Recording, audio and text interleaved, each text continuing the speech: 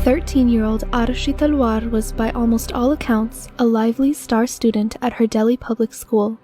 As the daughter of two well-known Delhi dentists, Rajesh and Nupur Talwar, Aarushi was looking forward to a life of privilege and high expectations ahead of her. Her parents had met in a Delhi medical school, both pursuing a career in dentistry, before getting married in 1989 despite being from different ethnic groups. In the years after their marriage, they both completed their postgraduate degrees and eventually had Aarushi, their first and only daughter, on May 24, 1994. However, her parents, already juggling their dentistry careers and opening dental clinics in their name, decided to move from Delhi to the nearby suburb of Noida, and after living with various relatives for a while, the family finally bought an apartment for themselves, the address of which would be cemented into the minds of the locals in the following years. This 1,300 square foot apartment, soon to become crime scene, consisted of 3 bedrooms, one for Rajesh and Nupur Talwar, one for Aarushi, and one for the family's live-in servant or domestic help, Hemraj. The day preceding the murder was like any other. Rajesh and Nupur Talwar would usually spend the better part of their day working at their own clinics. One was in Haus Khas and the other in Sector 27 of Noida. They would typically work alongside another dentist couple, Anita and Praful Durrani, who the Talwars grew very close to over time. On the day of the murders, Rajesh Talwar, the father of Aarushi, had been teaching at a dental college near Delhi.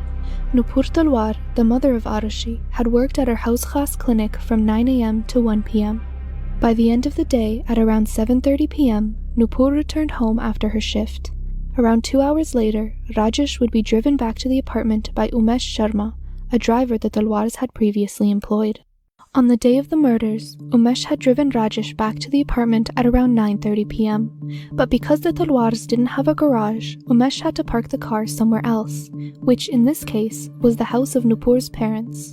So, after dropping Rajesh off, Umesh parked the car, walked back to the apartment, and handed the keys and other work-related bags to Hemraj, the domestic servant of the family.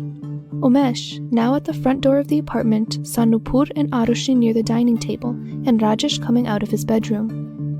This would be the last time anyone outside of the family would see Aarushi and Hemraj alive. Because no outsiders had been in the apartment during the murder, the following sequence of events is purely based on what the survivors of the night have told us in a CBI closure report filed in 2010. This report has been heavily criticized since its release, so take the following with a grain of salt. After Umesh had left the apartment at around 10 p.m., the Talwars had eaten dinner as a family, then retired to their respective rooms as they would on a normal day. At the time, Aarushi's 14th birthday was only a few days away, and her parents had decided to give her an early birthday present. So, just before 10 p.m., Rajesh and Nupur gifted Aarushi a Sony 10-megapixel camera, knowing that she was an avid photographer and model for her friends at school. Her friend group, who she called the Awesome Foursome, would do almost everything together, including sleepovers, attending dance classes, and working on school assignments. Nevertheless, after having received the camera, and according to most sources, Aarushi took at least 23 pictures that night, 18 of which have been deleted for unknown reasons. Some say this was just Aarushi deleting pictures she didn't like, but others see it as a sign of third-party involvement, but that's something we'll get to later. The last picture that night is widely believed to have been taken at 10:10 p.m., at which point Aarushi's parents had returned to their room and were getting ready for bed. Less than 1 hour later, at 11 p.m., Rajesh, wanting to use the internet for the rest of the night, asked Nupur to turn on the internet router, which was in Aarushi's room. According to her, when she walked in, Aarushi was awake reading the book The 3 Mistakes of My Life. Nupur turned on the router, returned to her room, and went to bed. This would, according to them, be the last time Aarushi's parents would see her alive. However, this part of the story is somewhat unclear.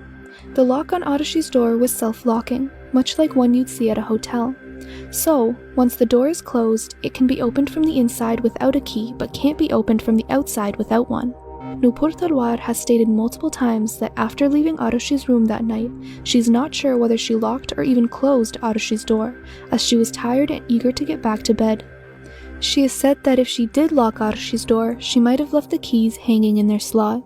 The only way I could put this across is that when I was almost dropping off to sleep and Rajesh told me to go and put on the router in the next room, I kind of woke up And I did go into Aarushi's room, and I put on the router, and I said, okay, Aarushi, good night, now you go to sleep. And I pulled back the door and I walked out. Probably the biggest mistake of my life.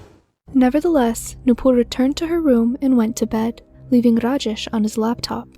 According to various sources, Rajesh spent the night sending emails and surfing dentistry and stock market websites.